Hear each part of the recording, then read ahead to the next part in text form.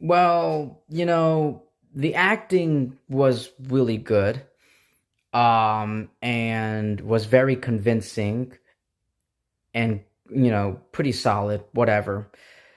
Too bad it was crushed under a slow slog fest. Like, this movie just really drags on.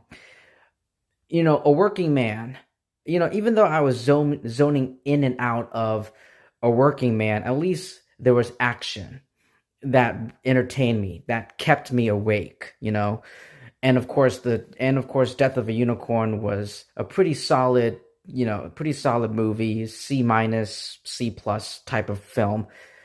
This is probably the worst one. Like, if I had to choose between A Woman in the Yard or The Woman in the Yard, A Working Man, Death of a Unicorn, this is by far the worst out of all three.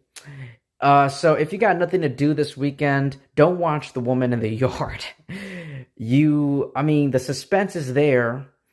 The acting is, if the acting is good. The suspense is really drags on, but it's there. You feel the creepy atmosphere. They did a good job. The director and all that did a good job. But the rest of it, the story, the narrative, there's just so much that this film is lacking.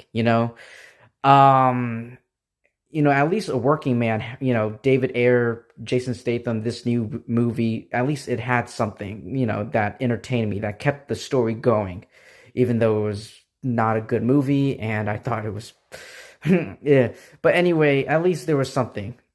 At least that film had something. This had nothing. This is probably the worst one. So if you got nothing to do this weekend, I would skip The Woman in the Yard. I would watch Death of a Unicorn. Maybe A Working Man. Either one of them. Don't watch this. It's a pretty bad movie.